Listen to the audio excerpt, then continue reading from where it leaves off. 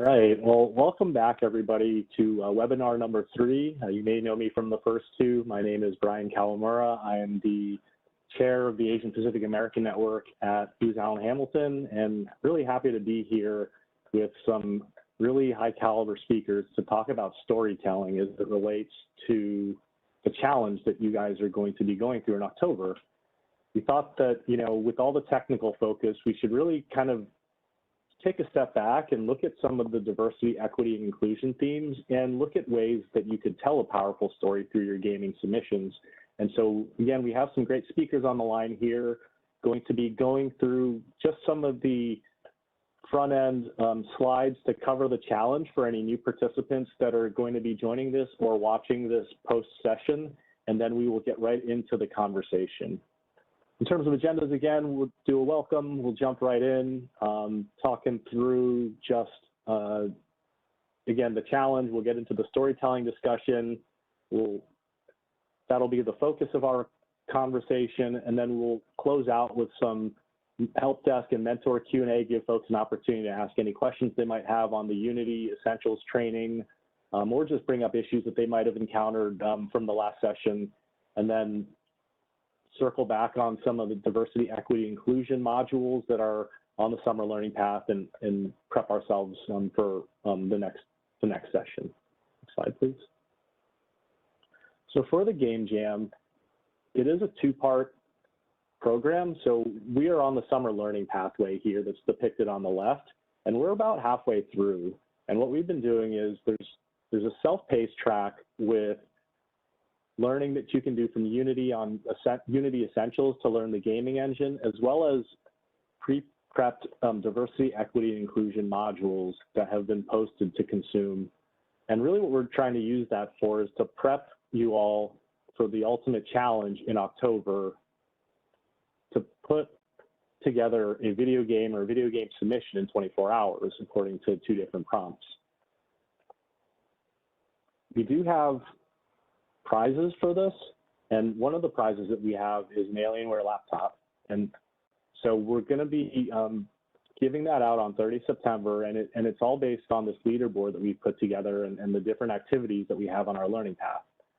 Some of our sponsors for the event are SASE, of course, as well as Unity for the Unity Essentials component. We do have Boeing and Dell Technologies as well as our partners. But really, this is about learning how to use gaming and immersive technology to explore social justice and really get folks in the mindset for this challenge that's coming up in October. Please. So the leaderboard, this is where we're at with the leaderboard. And again, to get points on this leaderboard, it's all about participation in these webinars. It's about doing the self-paced trainings. It's about engaging with the material and the content. And we really wanted to get folks active on it. And it seems like people are doing a lot of the different assignments. We're grateful for that. Please do keep sending those in. Remember, we do have a group email address for you to send your submissions in for any time you do complete any of the course content. So please do share that with us, and we'll make sure that we get the board updated. But right now, Stringing Access is by far and away in the lead. I think they're giving everybody else a run for their money. So definitely, please, as you see them, as you complete the activities, send them in. Next slide. So for those of you that are new to Game Jam, how do you actually earn the points? This table here breaks that down and the different ways that you can do that. So for example, each of the different webinars is 1,000 points. There's the Unity Essentials pathway that goes through some of the core foundational material for you to understand how to use the gaming engine. And then there are some DEI modules that have been, again, prepared to help you guide that part of the challenge. So these are the different ways you can earn points. And again, what we're doing is we're going with the top 8 scores on the 30th, and we're going to be doing a drawing based off of the leaderboard. So again, this is just a reminder that if you do have some of these modules done, to please just send that back to us, and we'll get the leaderboard updated. Any questions on the scoring? Okay. Moving on then to the next slide, the challenge itself. So I've been talking about the summer learning path and the prep there. The real challenge is on the 2nd and 3rd of October, where teams of up to 2 to 5 will have 24 hours to build their submissions along one of the 2 broad themes. The first of which is just how can we, as an APA community, share our stories and bring awareness to the different challenges and issues we face. The second one is around how do you become better allies given the complexity of our community, and how do you do that for folks both within and outside? And so both of these have really strong storytelling threads, and this is one of the reasons why we wanted to have this discussion tonight. But ultimately, participants will pick one of these 2 paths and, again, have 24 hours to build their submission and compete for these different prizes. And what we're looking at, you know, if you are really thinking about competing, the deadline to do that is 11:59 on the 30th of September, just so that we have a little bit of time to get everything prepped. And the submissions themselves will be done via Twitch, or rather itch.io, which is just a platform to submit things. And we do have scoring criteria here of just the relevance of the submission to the overall challenge, how well it used the technology, how much it innovated, then overall look at implementation and how the whole story was communicated. So it's some of the criteria around how the challenge will be scored for the different submissions. Okay, well, just wanted to cover some of those basics because that is sort of the 101 on the actual game jam itself.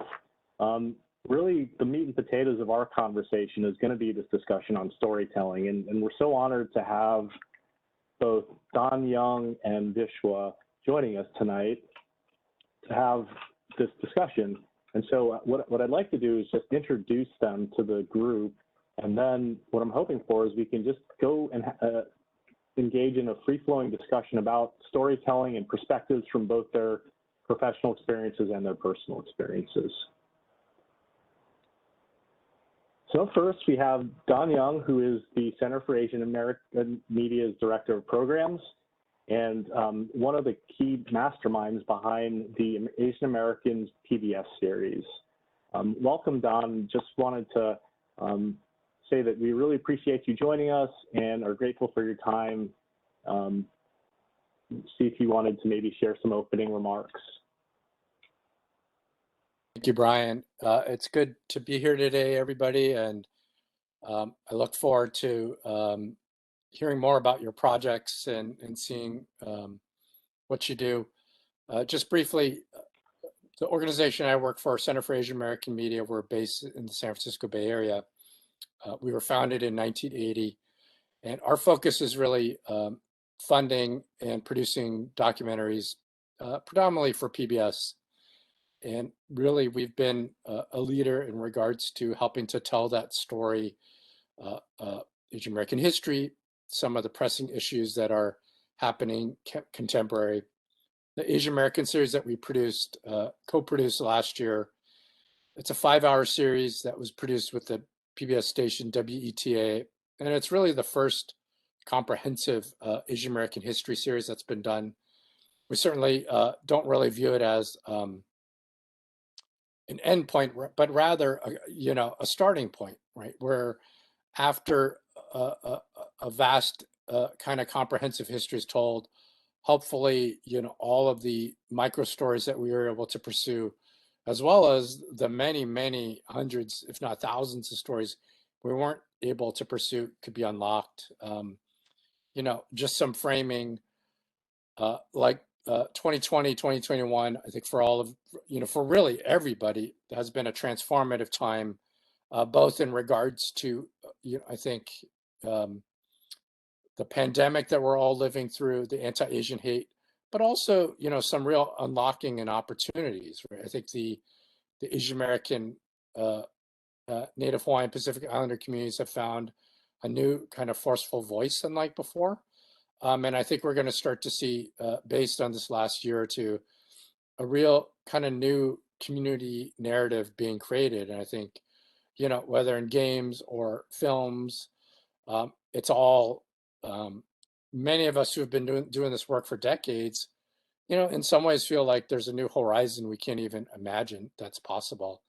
You'll see tomorrow the Marvel film Shang-Chi is going to be coming out, and in many ways it's was unimaginable even 5 years ago that a film directed by an Asian American, starring an Asian American cast, could be part of one of the largest franchises in film.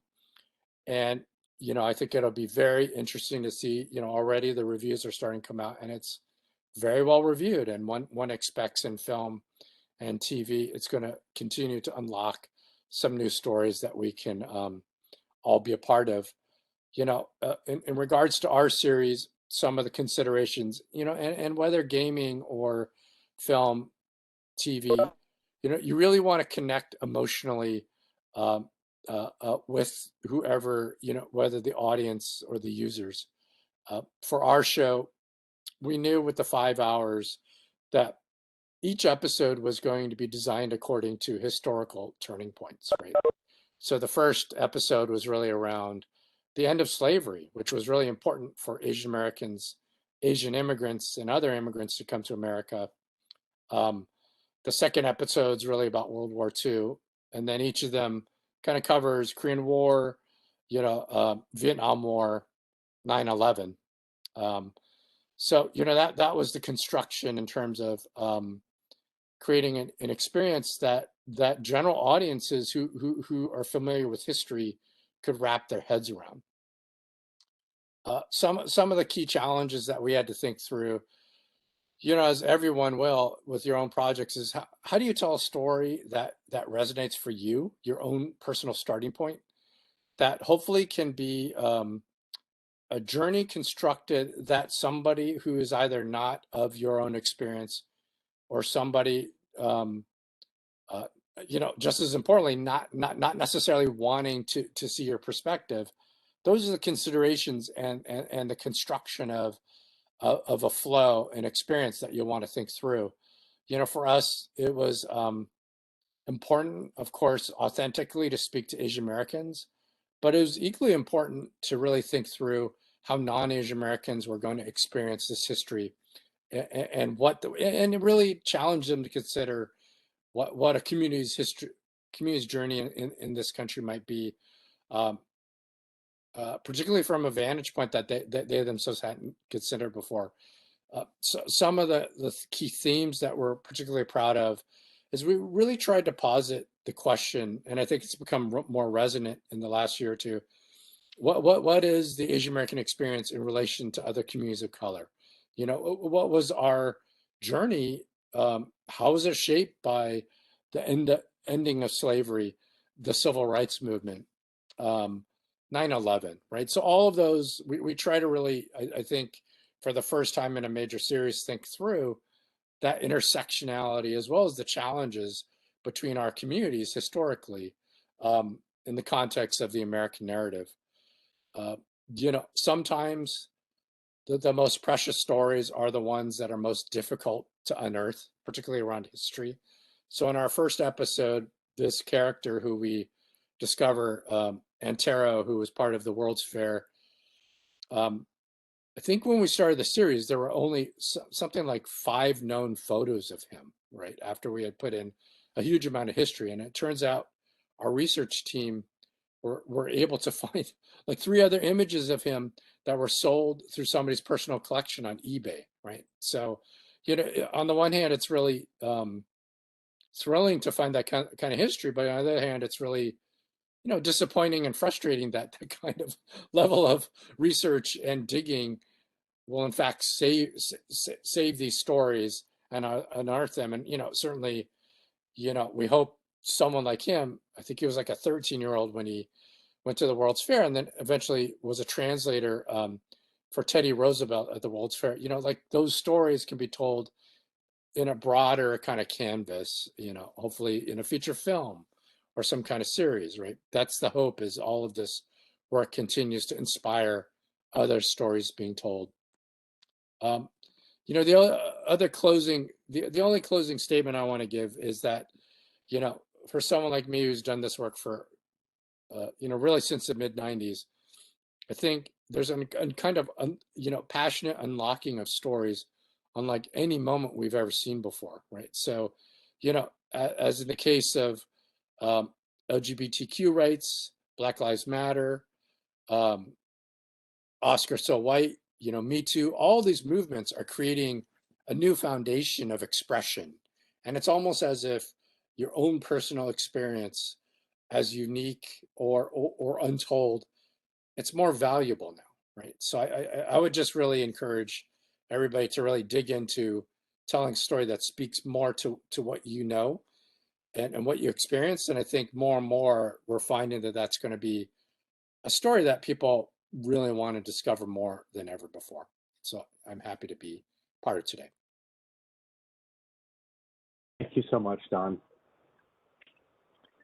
All right, our second speaker is Vishwa Uddanwadiker, and he is a vice president at Boeing for their aerospace safety and analytics.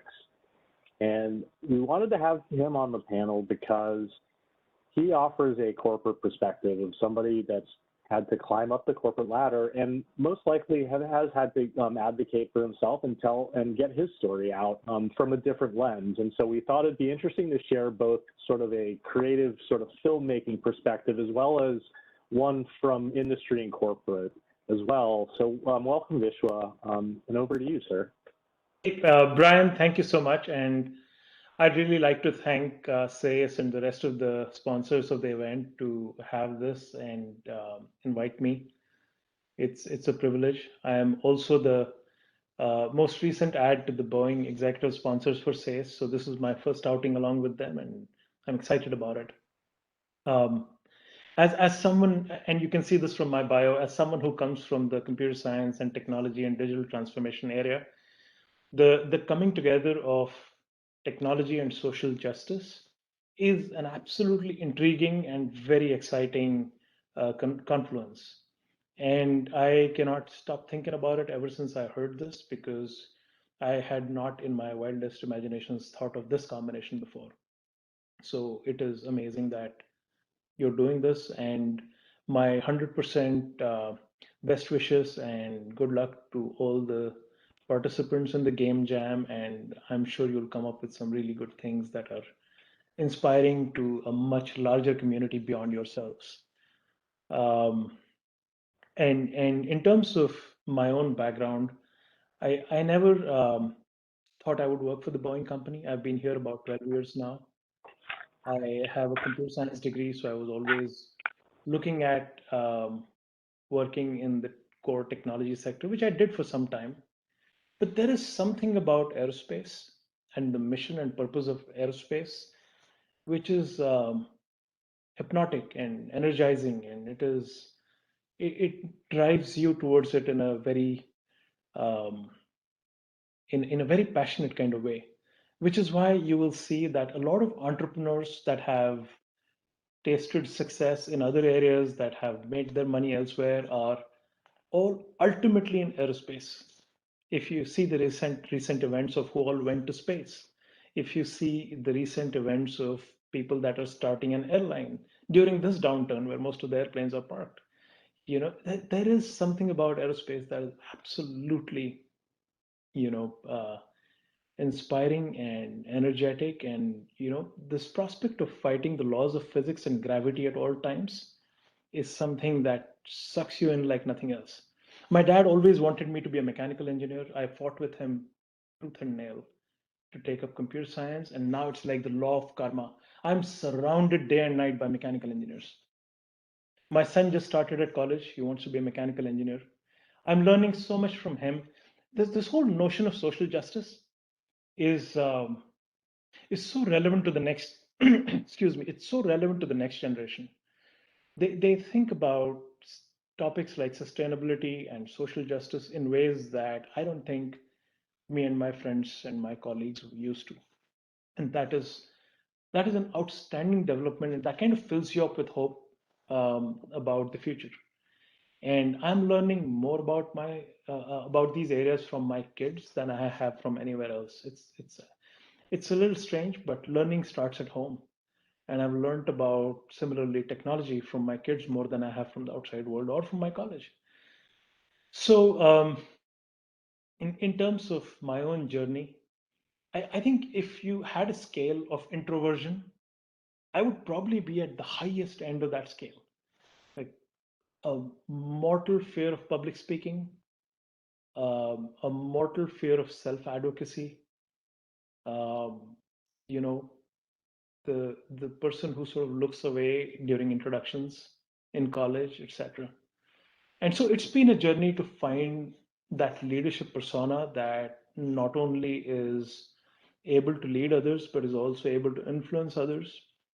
And that journey has gone through many elements, all of which can be clubbed into one area called self-awareness. The coaching and the people that you work with and the managers, all of that obviously counts and rubs off on you. But the real needle mover here, in my opinion, in this journey as a corporate leadership journey, as Brian said, is really your self-awareness. And that is the most critical component. The second one is embracing your personality and not wanting to be someone else. I'm proud of my Asian values. Absolutely, no kidding. I think Asians are smart but humble. I think they're very strong people technically. They have great values and a work ethic. I think Asians are outstanding listeners. Um, One of the important things about being a leader is also to know when to be a follower, and Asians are good at that. We know when to be a follower. We're very frugal. Whenever I've done any kind of budget or planning exercise, my work has always been appreciated because there is a certain frugal thinking to how we work. There is a ton of endurance. I mean, in the last 2 years, the kind of things that have happened in the world and the kind of things that have happened in our company, I've sat up at night sometimes thinking that if it was not for my Asian values, I don't think I could have survived this. Um, Having said all of that, I think that entire cocktail of values and attributes that I just spoke about, that creates a perfect employee, not always a perfect leader. So what's the delta between this entire cocktail of greatness that Asians are uh, given at the beginning of our lives and leadership? I think that, in my opinion, is our relationship with the notion of risk. One of the things we also end up being is somewhat risk averse in favor of peace and stability, not kind of being the disruptors. And obviously, I generalize, like all other generalizations, you can poke holes at this generalization as well. But for me personally, the unlock was when I changed my relationship with risk. And by that does not mean being reckless, but just thinking through, um, thinking more about the odds of success than thinking about the odds of failure. That was the mindset change that really created that unlock. So again, in closing, delighted to be here. Um, the mission and purpose of this game jam, I'm extremely excited about, and more power to you. Thank you so much for joining us, Vishwa. And I love that you brought up this intersection of diversity, equity, inclusion, and technology. And I would be remiss if I didn't give our executive sponsor, Manjeet Singh, a chance to speak, because he is very passionate about that. And it's one of the big themes, right, of this challenge. So I did want to just give a chance for Manjeet to maybe share some words as well, because he's definitely been one of the chief architects behind this idea and this concept that we're so excited to be delivering. Yeah, sure. Thank you, Brian, and thank you so much, Vishwa and Don, both for your opening comments and the incredible insights that we're about to gain from both of you. We really appreciate your time. One of the themes that I took away from the series that Don mentioned earlier is how Asian Americans have bonded together in times of tragedy. Throughout history, there have been multiple occurrences of Asians being displaced through war, through famine, through natural events, and have always found a way to reestablish a community and reestablish that identity. Many times this resulted in, communities of Asian Americans being instantiated for the first time or growing in size and ultimately evolving to establish identities and voice. Today, unfortunately, we are witnessing just the latest chapter in the story as we watch these terrible events unfold in Afghanistan. I'm going to try to keep it together here because I have family over there on my wife's side. Pretty heavy heart with the Afghan civilians, the families who lost their loved ones, and of course, we're thinking about the U.S. service members who executed just an incredibly, heroic mission and continue to do so. There have been hundreds of thousands of Afghan civilians, Afghan families, the lucky ones anyway, who are able to find a new home and are, hopefully will be creating these new communities or expanding existing Asian communities in this country and elsewhere in the world. And I think it's relevant because today we are going to be talking about how critical it is to establish your identity as an Asian American or as an ally, how critical it is to, find your voice on these topics and find your own perspective and how you communicate that perspective. I think it's a very stark reminder when we look at our new countrymen and women from Afghanistan who are going to be facing some of the same challenges of our fathers and mothers and some of our extended family. And it is a stark reminder that this is a constant challenge in this country as well as around the world, whether you've been here, in the US all your life, or in the case of, some of these poor people coming from Afghanistan only a couple of days. It just seems like something that the Asian community has had to toil with since all throughout history, as I mentioned before. And, I think it's really important to reflect on these events, compare it to what's happened in history. Think about, for those of us that are of Asian descent, how we got here, what brought our families here. And in the case of my own family coming from Punjab, India, it, ultimately was setting forth by motions that happened with what we call the partition when the British left India and left in a very hasty way, not unlike what we're seeing happening today. These are watershed events in our communities, and there's obviously tragedy that happens, but I think there's potential for greatness to happen in there. The creation of these identities, the harnessing of these perspectives, developing these opinions. And so for a lot of you that are, in college right now and you're studying these events in history, you're seeing what's happening today, I think it's important to remember that it is really, really critical to establish that personal identity, that personal voice, and that's what we're going to be unpacking today. So I just want to kind of, in closing, before we hand it over to our distinguished panelists here, I just want to encourage all of you, if you get a moment, to go explore the Asian American series, because I think there's a lot that we can learn from the reflection, and the way it was presented is in such a fantastic way. And look, I know you guys are college kids, you don't have a whole lot of time on your hands, so if you can't binge watch the whole series, there's also a PBS gallery that Don and his team created that is just absolutely fantastic. Allows you to go through and explore these various stories in a way that is very engaging and interesting. So with that, I'm going to hand it back to Brian, and we'll kick off the formal portion of this event. Thank you, everyone, for attending. Thank you so much, Manjeet. And I love that we had this theme about finding voice, right? That runs across the Game Jam Challenge. It's come up in the intro remarks. And I love that Don brought up this idea that now during this time period is a great moment for these stories to be coming out. So I think just a broad question of the panel to maybe kick off the conversation is, for the younger generation and the folks that are going to be watching this and preparing their submissions, how can you leverage your heritage as a differentiator, right, to tell these stories? What are some thoughts you have around that? Because again, this idea of having more and different stories about this diaspora of ours, which is so large, right? It's basically half the planet. what are some ways that people can do that and leverage their heritage as a differentiator, and think about it in that context?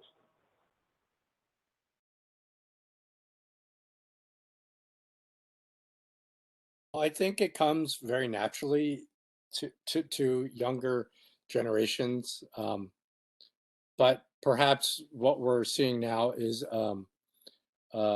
institutions. I mean, across the board, education, business, public institutions, all really welcome it, right? So I think it's a question of finding how you express culture and heritage in a way that feels natural and personal, right, and very comfortable from one's own perspective, right?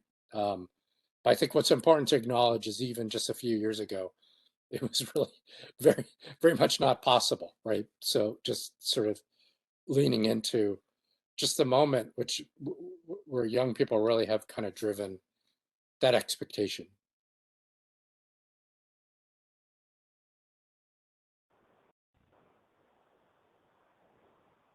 And as an add-on to that, for each of the panelists and even some of the members perhaps in the audience, how has heritage played a role in your career or your day-to-day life as you think about these different concepts? I think I'll reflect a little bit on that. I think from a heritage perspective, I think there are always a starter set of values that our heritage gives us. I'll try to be funny about this story, but at that time it didn't feel funny. One of the values that I was born into was that you don't complain. Whatever happens, you just don't complain. And when I moved to the US here, I was working for a very senior executive, and about 2 months into the job, she, in one of the feedback sessions, said, "You seem very disengaged." And I said, "No, I mean, I'm 110% with it and like enjoying my work and so on." I said, "Why do you think so?" And she said, "You never complain. Whereas your peers are, complaining." And so in her head, that was a sign of engagement to hear a complaint. And in her head, a complaint was the first step to making positive change happen and towards progress. In my heritage, a complaint was a bad negative value. Like you couldn't deal with the situation, or you were being negative, or you were being offensive almost, that you were not acknowledging the people that are much worse than you, much worse off than you, I'm sorry. And so this notion of something as basic as a reaction to an event as a complaint can be perceived so vastly differently based on what your heritage is.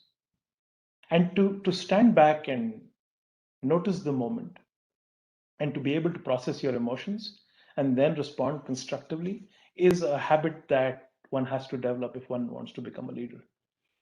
In fact, in our company, we have packaged this and we call it our Seek, Speak, Listen initiative, because people have to be given a framework to process these complex concepts and to create new habits that will work for the collective, because we all have our individual habits that are from our heritage and can be very different from how the rest of the world sees it.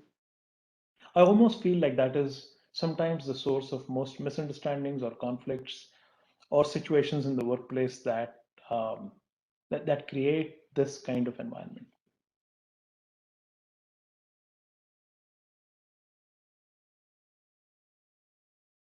Yeah, absolutely. And I was going to say, too, related to heritage and these threads of culture and getting these stories out, this is maybe a question to Don from Asian Americans.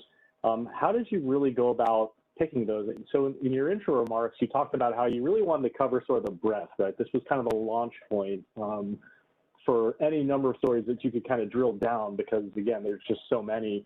How did you go about finding some of those threads, especially some of the more unique ones? Like one of the ones that really jumped out to me was the family, the Black and Indian family, and that whole relationship, and about how early on, if you wanted to have a hope of having a family and a married life, it was kind of like the social status thing, right? Like like to marry a white person. But people were still trying to find a way to have, you know, families. And I mean, to me, it was just such an interesting angle, again, because we have such a diverse Asian American community, is just a part of it that I've just not experienced. So how did you tease out some of those threads? Because they are so unique, and things that maybe, you know, me as someone older than some of the folks here in college, like that, you know, that might be kind of like normal for them, right? But I just was something I hadn't heard about or known about, and so I really appreciated how you teased that out, those types of details. Well, I think, as you just recall, Brian, that was the hope, is to surprise the audience with perhaps stories or individuals or families they hadn't heard before. And then I think, as you astutely said, you know, it does connect, you know, it's a history of the past that feels like will be more of the future, right? So these are sort of the threads that you hope you're able to surface through making choices. You know, I think for us, we wanted to tell a surprising history. I think we knew for Asian Americans who follow history, there was a danger of sort of doing the usual timeline and the usual suspects of stories that, albeit are very important, but because we were trying to reach audiences we hadn't before, as well as filmmakers who wanted to be able to dig into stories that for them were kind of unique to explore, there's always a balance of covering what audiences know and surprising them with perspectives they might not have heard before. Maybe just to follow on too, because I could imagine as you were going out and looking for these things, it's like that could have been, you could have searched forever and ever and ever. So how did you draw the line, right? So Brett, part of the challenge for this team, for the cohort, is they're going to be doing this under a time constraint, and they're going to have a very succinct amount of time to really put their things together. So any, you know, tips or pointers on that, I think, could be quite helpful. Well, on a pragmatic side, budget and resources and vision are always critical. I've done some work on the Unity platform, and I know it will let you know when you've gotten too complicated. You know, I mean, envisioning something that is with it, you know, especially with with the game jam being such a limited amount of time, you want to make sure that you can envision something that you can achieve your ambition. I think it's always important, though, creatively to remember what was the spark of inspiration, and to have that lead, right? Like whatever idea felt like that created the energy that you wanted to pursue. It's really important to keep that as a sort of like guiding light, so to speak. To that question, Brian, my experience with running some of the hackathons within the company and other digital transformation initiatives is the winners were always people who did not too many things, but just one or two things very well, and with some degree of depth and some degree of outcomes, instead of attempting a very large set of possibilities. The winners were always people that were not neutral about things. They had a strong point of view about something, whatever that be. And so being neutral about stuff or undecided was something to be avoided. So my coaching to them always was, in your initial visioning and storyboarding time, so get past that point. You know, after that, you should be able to just rally around that idea and be super passionate about it.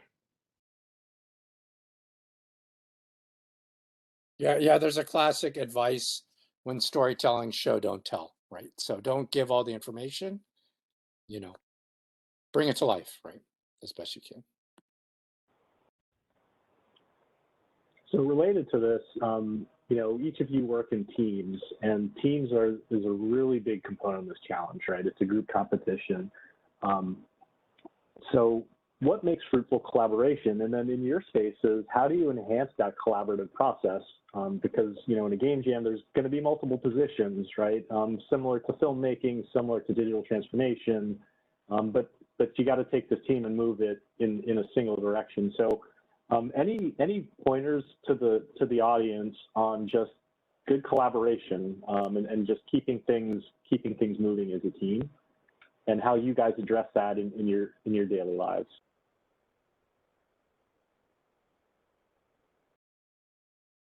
I could go first. I mean, we work in teams all the time, and one of the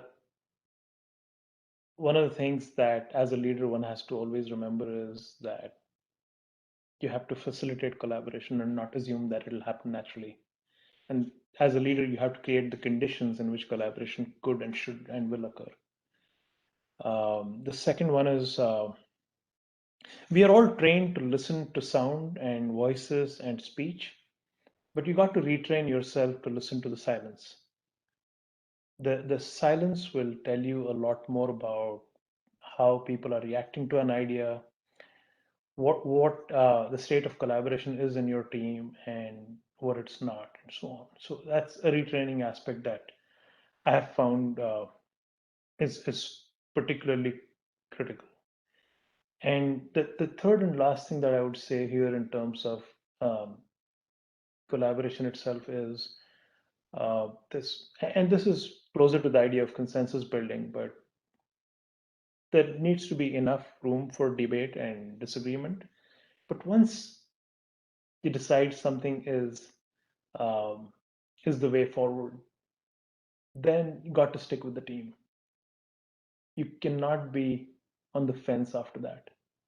And so my advice to all team members always is there's a certain time for debate, and then there's a certain time for action and progress. You have to know what is what.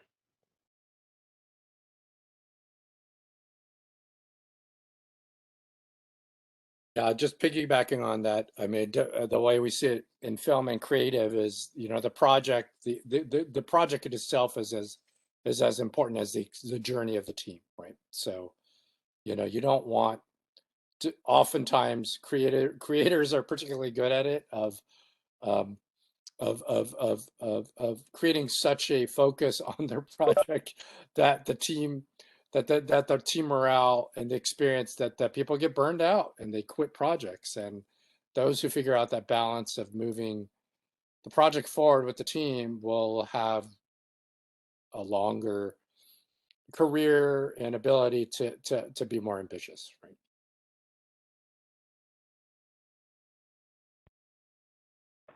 So shifting gears a little bit, wanted to ask and invite different perspectives here as well.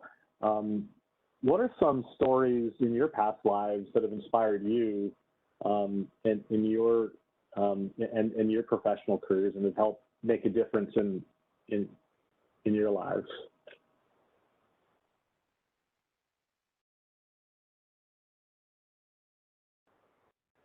They might be personal, they might be professional. I'm just thinking of, you know, things that were powerful to you, perhaps.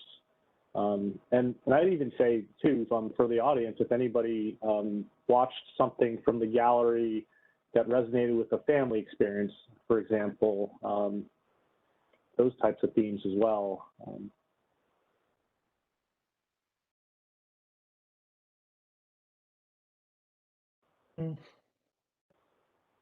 And I'm thinking a little bit about Clarence and the Angel Island story with his family. I know we did a little bit of prep, and I know that one struck a chord with him. I don't mean to put you on the spot, but I love that you brought that up.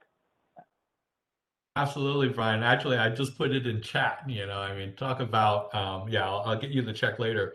But, you know, as I mentioned, my grandfather on my father's side, you know, came with, you know, his two sons to the United States through Honolulu, you know, really for an opportunity for the children, right, to attain a better life through education. And you know, my uncle, the older uncle, brother, was way too old to go to college. So my father, who was the son of the second marriage, right, the second wife, right, back in those days, normally would not have received the educational opportunities, got that, and was able to go to Cal Poly, San Luis Obispo, to study architecture.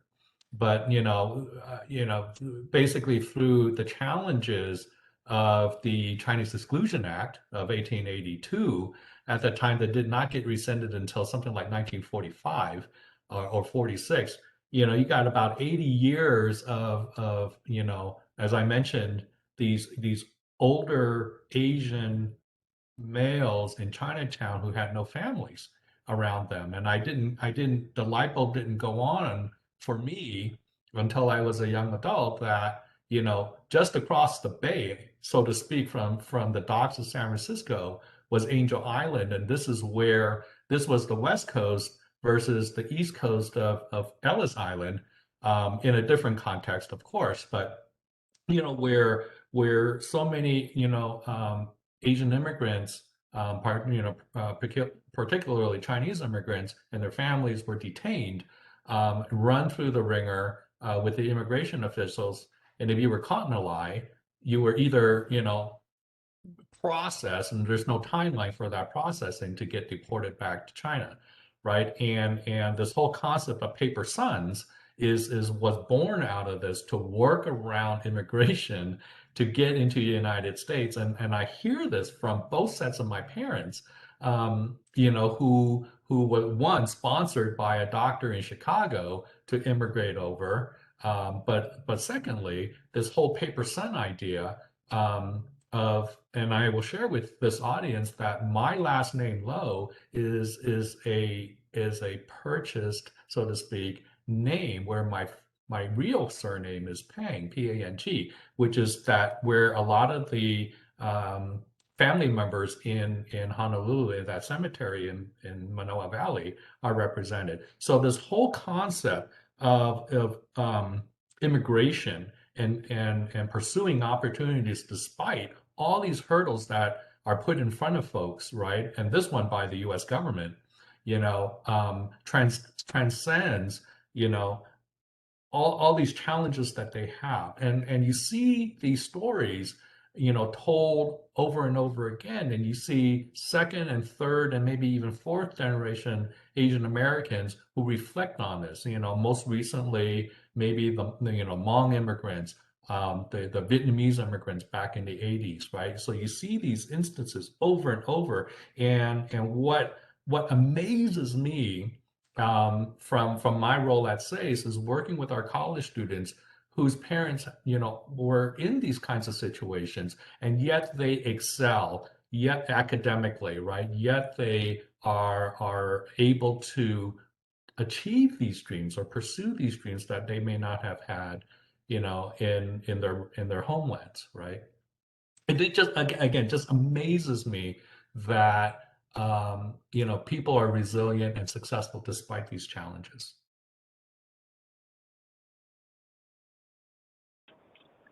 Absolutely. One point I wanted to come back to, I think, Don, you were touching on it a little bit. From your perspective as a filmmaker and a producer, what does make a good story? I think you teased a little bit of those themes, but if you could maybe share some of that, that'd be lovely. Well, a couple of sort of tried and true ways of approaching storytelling are take your audience on a journey, right? There are typically like different ways of constructing that journey, like a 3-act journey: introduction, conflict, ending.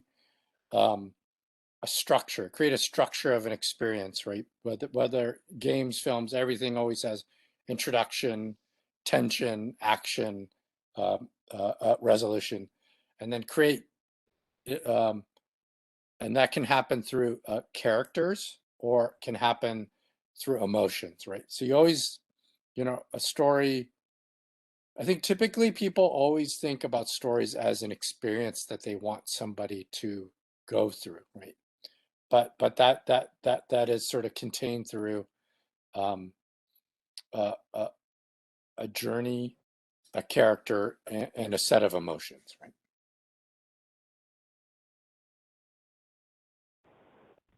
I would open it up to if anybody else has some insights, even from their own personal journeys of things that make a good story.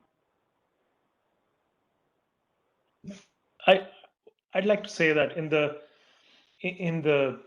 Fortune 100 corporate world type situation that I work in, it is rare to have large, long stories, but you have a very large number of mini stories every day around you. And to be able to pay attention to them, such as a leader who deliberately chooses to have a team member's quote be presented in the news article instead of constantly self-promoting, is an inspiring and uplifting story. A leader who is noticing who's sitting around the table and who's choosing to sit around the fringed set of chairs in the conference room and being thoughtful about pulling everyone into the discussion is an uplifting story. People that are curious and supportive of each other's heritage and backgrounds in a non-judgmental way, those are uplifting stories as well. And there are the other side of that creates sometimes a negative story. When I moved to the US, this was about 10-ish years ago. I'm a first-generation immigrant. One of the senior managers who was reporting to me at that time said, "I'm so happy to meet you. Till now, the only people of Indian origin that I have met are the taxi drivers at Seattle Airport." So I didn't know whether to take that as curiosity or insult. It was one of those comments that you can easily backtrack from if you want to. And I engaged him and worked with him, and he became a great supporter and advocate. But at that point of time, I didn't know what to make out of that statement. I think that's a really great story, Vishwa, and I think that all is changing now. It's interesting. I see on social media a lot around the anti-Asian hate, where people were saying, using examples like, hate was happening against somebody because of how they look or because of their Asian background. And a lot of young people were pushing back and saying, no, the hate happens because people are ignorant or racist, or, I think the notion of who's responsible for how one is perceived has to change. And, it's not like we can always push that in every interaction that we have.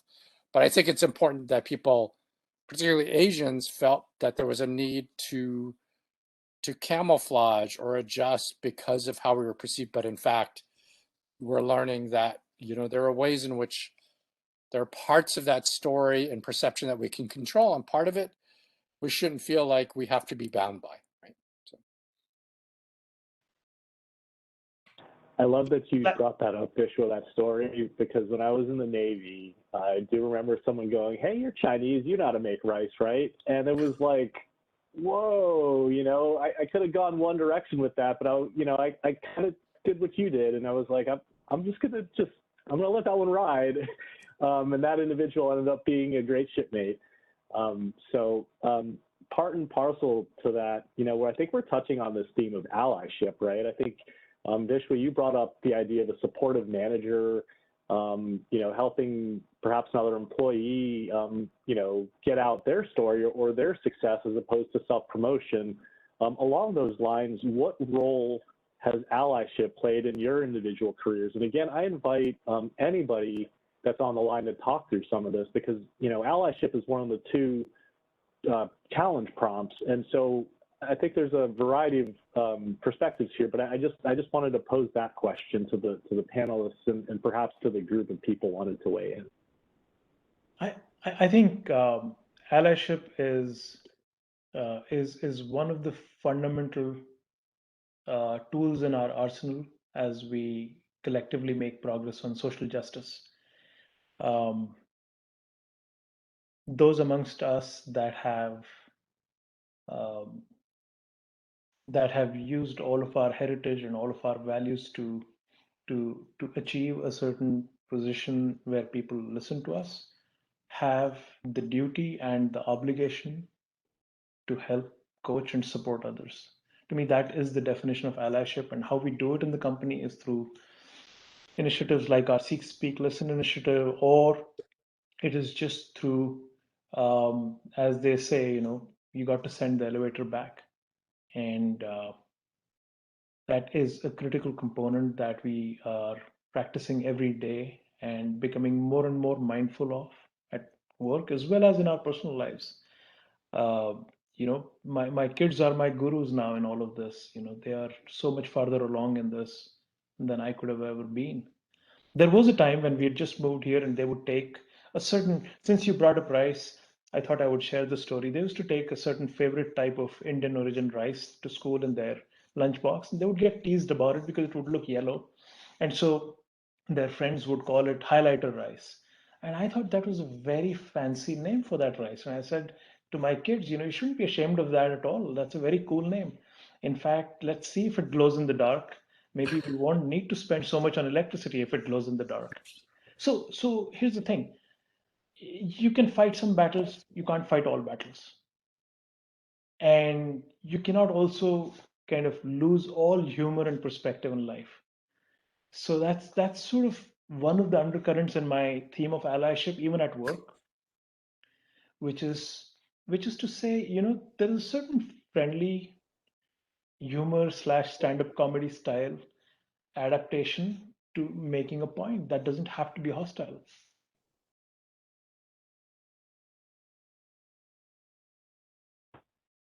I love that. Just this notion of, you can choose how to respond, right? It doesn't have to be overly serious as a thought, right? So even as we think about this challenge, it doesn't have to be this onerous thing. It may be framed in humor. Sometimes humor is a great way to get a story out or express an emotion. That's great. And I would say too, I would be trading your kids for their lunch because I love Indian food. I could seriously, I could eat it all day. So now, any other perspectives on allyship from the panelists, from Don or any of the team here? I think of growing up in the San Francisco Bay Area, where we had such a melting pot of diversity.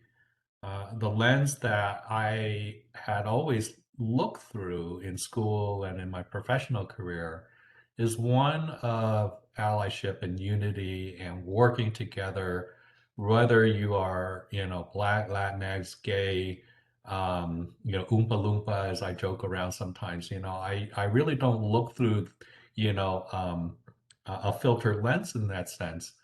That now, especially, in light of what's happened over the last 24 months or so, my cohorts at the office I work in, one of my fellow senior leaders is African American. And, we talked about, Don, you touched on slavery, right? And that's arguably about 400 odd years old in our country here. A lot of, ugly history, that gets filtered out and gets teased out in different ways. The Asian American experience is 200 odd years. So, and I totally that, I obviously,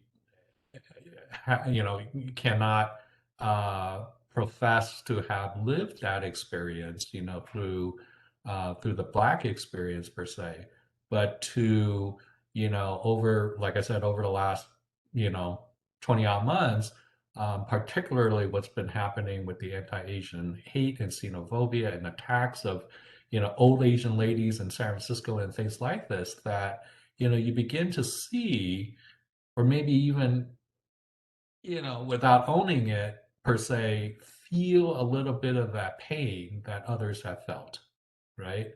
And you go, golly, it feels like the Asians have the target on their back this millennia, if you will, right, or this decade. And but looking through this whole, lens of we all work together, because I've always feel that our United States is a land of immigrants. It's always been a land of immigrants. As a scientist, we know the evolutionary path, the migration paths have stemmed, um, And even arguably the Native Americans had immigrated from different places. So, you know, when I look at that, it just blows my mind sometimes that not more, not more, not enough more people, I'm sorry, I'm saying this all wrong, understand that, right? And so understanding that makes not only the companies, but the teams we work with so much stronger, right?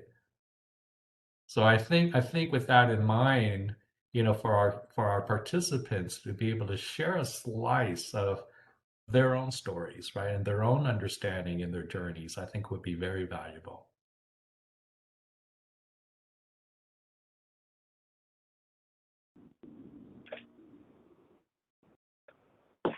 Any other perspectives on allyship? I think Okay, from my own position, or as an Asian American, a lot of folks don't think Asian Americans in particular can be good allies, right? So I think there's a really great, rich opportunity to reset that conversation, right? Which one of we're the more hearing on powerful personal things. levels. Yeah. Oops, sorry, I didn't mean to interrupt. I was going to say, Don, one of the more interesting stories as I was prepping for this session, I went back and I went and looked at the Vincent Chin thread, right, in the Learning Media Gallery. And, you know, there has been this, you know, I think, Roland, you might have touched on it, you know, just perhaps this tension with you know, African Americans. But who's the gentleman speaking right on behalf of the mother in that story? It was Jesse Jackson, right? And he was passionate, super passionate. And so to me, it was like this kind of like, not an aha moment, but just a reminder that in many ways, our history as Asians is in very many ways interwoven with those of African Americans. And you can take that back to the railroads. And then maybe more humorously, on the other end of the spectrum, and maybe even on tangent, you know, we've benefited a lot from this allyship. And I think back, and I'm channeling my inner video game nerd here, that for the first time Black football players appeared in a video game was in John Madden 92. And that was a DEI moment for video gamers across the board. And that idea came from a gay Black man who worked for EA Sports, who basically cold called them every day to get the job and just had this great idea. Hey, how come we don't mix up the colors of these players? And there you go, great story. So, you know, finding threads like that and finding the commonalities, I think, across, especially as you work in teams, is really going to be important as you look to building your submissions and your themes together. So I'm hopeful that as people start forming up and thinking about their ideas, that they really are looking broadly, because you know, on the one hand, there is an Asian component to one of the challenge prompts, but there is another just around just being solidarity, right? Being a great ally. So again, I really appreciated that aspect of it. Does anybody? We've been doing a little bit of talking. I did want to open it up to perhaps some of the folks that haven't had a chance to speak that are out there.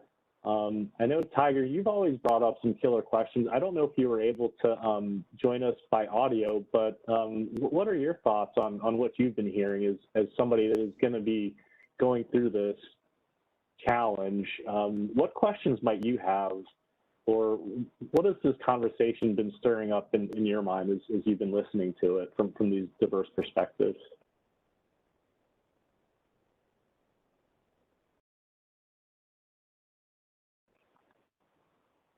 And I apologize for cold calling you on that. You've always brought up great questions, and I'm really curious to hear your perspective.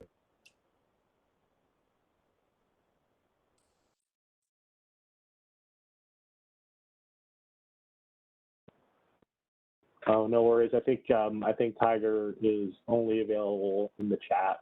I know we're about 5 minutes off from the end of the session. I did want to just, while we're waiting for Tiger to pop up in the chat, just offer any parting words from the panelists on the participants, just, any key takeaways or things, parting words of wisdom for their challenges that you'd like.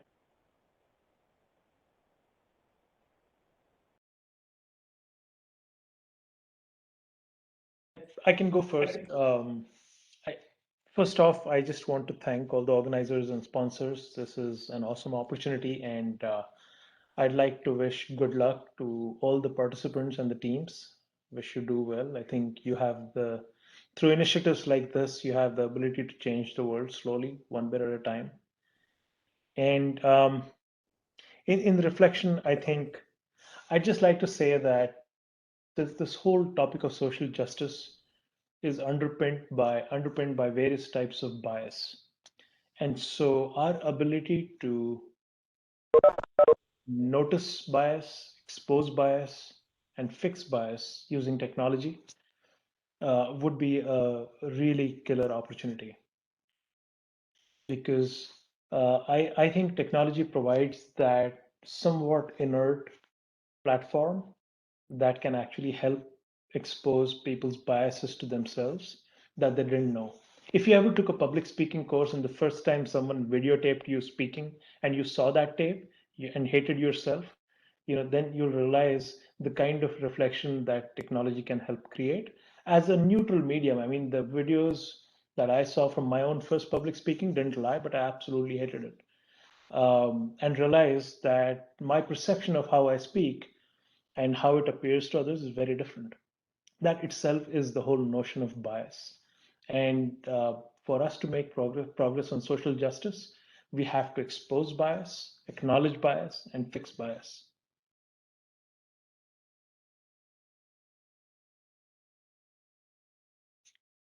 I really appreciate today's conversation, and I too, wish the participant, great luck. I'd be curious to see the projects myself, and wish everybody well. All right. Absolutely. Hello, Brian, or everybody. Can you hear me? This is Tiger. Hey, Tiger, I hear you. How's it going, man? Damn well. Thank you. Thank you. Let's see. So I'm not exactly sure if this is a question. It almost serves as a recap, really, for the panelists. And thank you again, Don and Vishwa, for attending this. This is very much appreciated. I guess for me, it's really distilling the formula for storytelling, right? From what I've heard, and it was interspersed throughout. To me, the way I synthesized it was, find a core common value, across all the audiences, right? For your target audience, but then maybe bring up higher level, such that the outer audience can understand. So those would be, a shared commonality of family or suffering. Find a way to attack it, building that tension. And then, give it a good resolution, or maybe it doesn't have to be good, but, give it something, leave off strong. So then that's the way I kind of broke it down, and I'm not sure, if you guys had anything to add to that to make it even more poignant, for those in the audience, whether that's here or just those who review this video afterwards, can be able to draw from as they build their games or stories.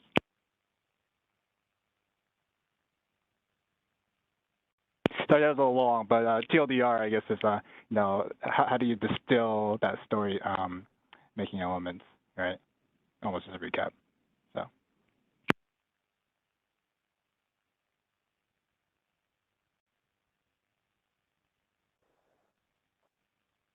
I'd imagine from a pragmatic standpoint, and perhaps from a filmmaking standpoint, and maybe even to a certain extent to a gaming standpoint, there's probably an element of storyboarding that comes along with building out your idea. And so, again, I don't know if that maybe is resonating, but that might be one way of thinking through how you tell that story.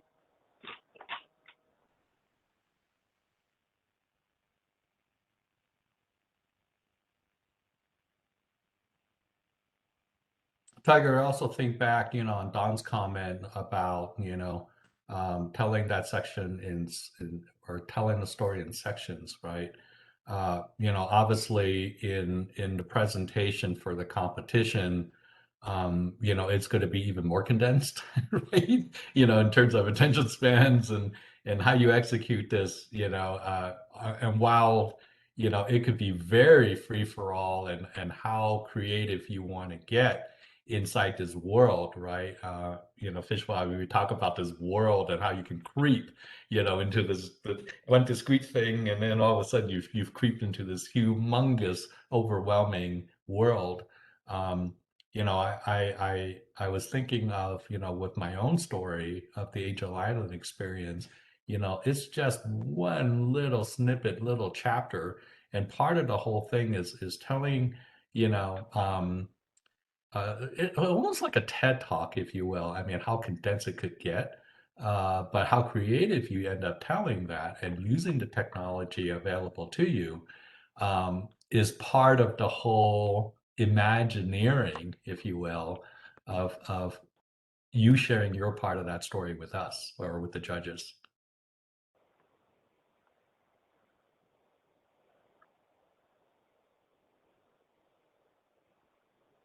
All right. Thank you for sharing that, Clarence. I know we're a little bit over time here. I do appreciate everybody joining us. There were just a couple of back-end slides. Don't want to park on them too much, but I did want to just share, if you don't mind, Chris, just going to the slide 13. I'm sorry, 14, the one after that. In recap, right, we've talked a lot about different aspects, different ways to tell a story. If folks haven't had a chance to engage with this, really encourage you to go visit the PBS news media, learning media site to get some ideas around how the Asian Americans team looked at these different stories of Asian Americans and think about that in the context of the challenge. So definitely encourage that. And also for folks that are listening in to the session after, remember, if you do this and you submit a reaction or a takeaway, you can get some points here for the leaderboard. And I will say the laptop is on its way. I'm going to probably pick that up next week. So I am very sad to have to give it away, but I do encourage you guys, please get your completed activities into the group email address. We definitely want to hear your perspectives. I mean, part of this is just getting your thoughts overall. The other thing I would say too is if you did have any questions for the mentors, to continue using that as well, just as a means to communicate with us. The other thing that we've done for the audience is we've set up a Discord channel for Game Jam. And I know that there's a couple of people that are on there. Did want to just maybe turn it over to Nate really briefly from our Game Jam team to talk a little bit about the Discord, because we are looking to use that potentially as a way to help people find teams, which has been a big theme that people are looking for teams. Yeah, thanks, Brian. We're kind of working on getting it up and running. I know there's a couple of people who have kind of joined it, but it's going to be a place where we're going to start looking to help people find teams, answer any questions that people have about the Game Jam, an area for post-webinar discussions if anybody wants to talk, and then also a place to just post and look up good tools and resources to use on the day of the Game Jam. Also, we'll be able to set up some team channels. So if anybody has a team already formed and they want to set up a place to kind of chat with everybody, we can set up some private channels there for you as well. But I think there'll be a link in the follow-up email that goes out, and I'm going to post a invite link in the chat here as well for anybody who wants to join. But yeah, if you have any questions, just shoot us an email or go bug Brian. Please bug me. I'm on Discord for the first time, so you can send me anything and ask me anything. AMA. Okay, next slide really quickly, just to take us home. Again, thank you for attending our third webinar. We are now past the halfway point. Just a reminder that our next session is going to be the 16th of September We're going to be going back onto the technical aspect of things, really getting into rapid prototyping and pipelining, and looking at Unity starter projects rather. And I think the latter is probably a good way to, again, continue getting your feet wet in this environment. And this rapid prototyping piece, I think, will be really instructive to the audience. And how do you scale stuff down? How do you scope this, right? And I mean, I think, Tiger, you brought that up as a challenge, right? How do you neck your idea down? So we'll have some folks talk through that a little bit. A reminder to the group too that the registration deadline to actually compete is the 30th of September at 11:59. That's just to give us enough time to make sure that we have the right folks and headcount and things like that.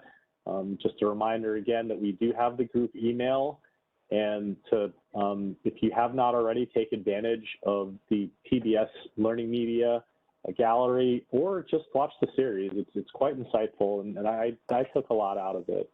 And last but not least, we do keep that Game Jam webpage updated, and we will be having this posted up there so folks can consume it. So definitely take advantage of it, and also spread the word. We're really looking to get as many people involved in this as possible. It's never too late to get the things on the learning path, the different activities in for points and things like that.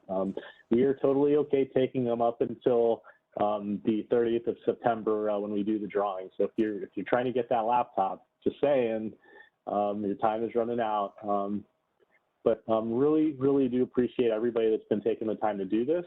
Really appreciate all of the speakers. Thank you so much, Don. Thank you so much, Vishwa, for sharing your perspectives. We intentionally picked a very broad, group of folks to be on this panel because, again, this storytelling is about perspectives, and so thank you so much for that. And Don and Vishwa, also thank you from SASE. Really appreciated your time. I think that's all we had, unless folks had any other last comments for the group. Oh, shout out to him, and we will pass that on to him. Thank you, Tiger. Okay, everybody. Well, thanks again, and we will see you guys on the 16th for prototyping, rapid prototyping. Have a great rest of the week, everybody.